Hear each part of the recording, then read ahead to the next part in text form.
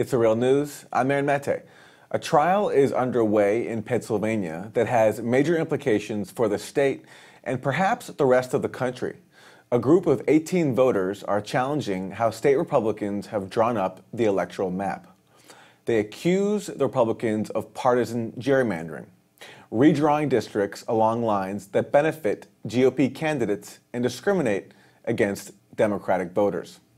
Since the Pennsylvania map was withdrawn in 2011, Republicans have sent 13 candidates to the House of Representatives compared to just 5 for Democrats.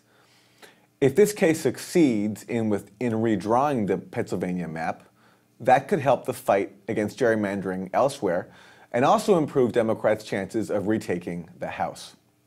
Bob Stewart is a freelance journalist from Philadelphia who's been closely following these issues.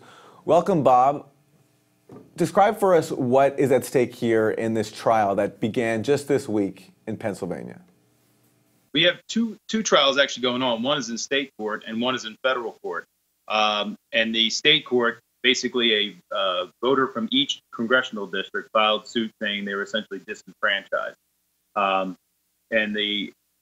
What they found is there's evidence that the Republicans used data to specifically make the districts in favor of Republicans to win the congressional districts back in 2011.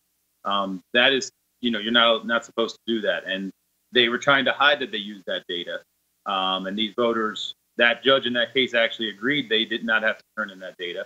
But the other case, the federal one, the 3-panel judges did have that data made available. And so that became part of the state case. So now they actually have evidence that the Republicans cracked the districts in a way that favored the Republicans, which was pretty clear. And now that's going through the process.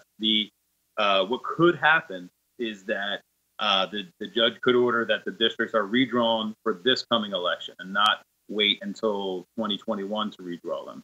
And that could have a very serious impact on the national atmosphere and races. You could actually start to get into a situation where you're tipping the balance of U.S. Congress. And let's talk about what Republicans have done in terms of how they've drawn up these maps. I was reading that in one case, there's one part of the map that goes to cover just one seafood restaurant before veering somewhere else in a bid to basically keep out Democratic voters and minimize Democratic seats in the House. Well, essentially what it comes down to is they packed the Democrats into massive districts. So there's basically 5 guaranteed Democratic seats, and 3 are in Philly, and 2 are about, roughly around Pittsburgh. And those particular Congress people are totally safe. Brendan Boyle is District 13. Bob Brady is District 1. They are reliably Democratic. They will typically run unopposed. So what the Republicans did was they put all the Democratic voters in those 5 districts essentially in a way of drawing the lines. So then counter to that, it makes most of the Republican districts, the other 13, reliably Republican. And there's 2 or 3 swing districts in there that you could have go one way or the other. But they pretty much did if you really wanted the gerrymander, they did a pretty impressive job. And so you basically stuck this way. I don't think even with a turnaround in 2018 that you'd have more than 7 Democrats, which still gives a significant advantage in the state that's considered a swing state. It's about 50-50 Republican Democrats, actually a little bit more Democrat. And it should be coming in with 1 Congress seat difference. It's not. It's nowhere near that. And in your own case, you've been involved in a gerrymandering issue in your own district, right? Well, not in my district that I live in, but there's been a lot in Philadelphia in terms of the city council seats and how those districts get drawn up. The state representative districts, everything. Now, my personal district, my state rep I was redistricted out of my state representative person in 2012. That really wasn't too much of a big difference because it was actually his brother who's my new state representative. So that didn't make a whole lot of difference. But in certain areas in Philadelphia, the maps were insane. I covered it in 2011, and they literally just drew the maps to how they saw fit, how the incumbents would get reelected. One thing they do is they put all of the Hispanic population in Philadelphia into one district, and part of it is an interesting thing where they want a representative on city council, and I can understand that. But now their population has grown in a way that they probably would be a very high, significant minority in 3 districts if you drew the districts properly, and could possibly have 3 representatives on council. But they're going to only have 1, and they're such a minority in the other districts that they fall in now that they would never win on those lines. So it's interesting how they do it, but yeah, it's certainly not a partisan thing in terms of, it's not just Republicans. The Democrats do it because Philadelphia is gerrymandered itself, and it's a democratically controlled city. Right. So one expert who's already testified in the gerrymandering trial said that random computer models, according to him, were able to draw up more neutral maps than that which the Republicans have drawn up.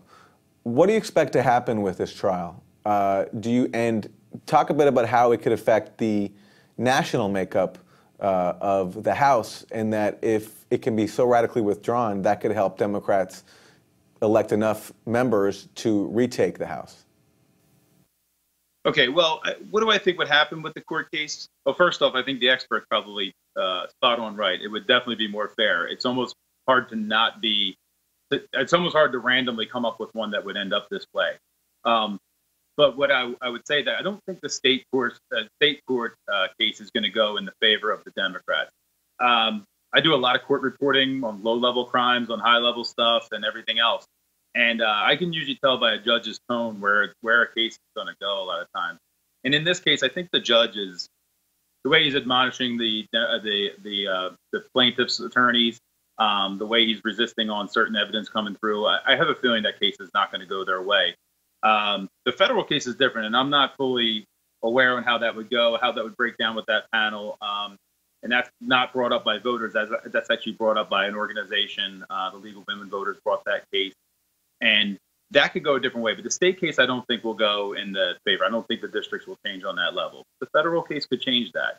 But if it did, I mean, you could literally have, possibly 4, maybe even 5 more Democratic Congress people coming from Pennsylvania. So that's not in and of itself going to tip the House. But with the Trump situation nationwide, and a lot of moderate people are turned off by him, 2 years into his presidency, where's the feelings going to be? You get 2 or 3 more from each state, all of a sudden you have a situation that could tip the balance of the House. And that would be interesting to see how if that would develop that way. Right, and especially if gerrymandering is struck down elsewhere. There's a big case in Wisconsin that also could change the map across the country and perhaps hurt the Republicans' chances in that regard. Bob Stewart, freelance journalist from Philadelphia, thank you. Thank you. And thank you for joining us on The Real News.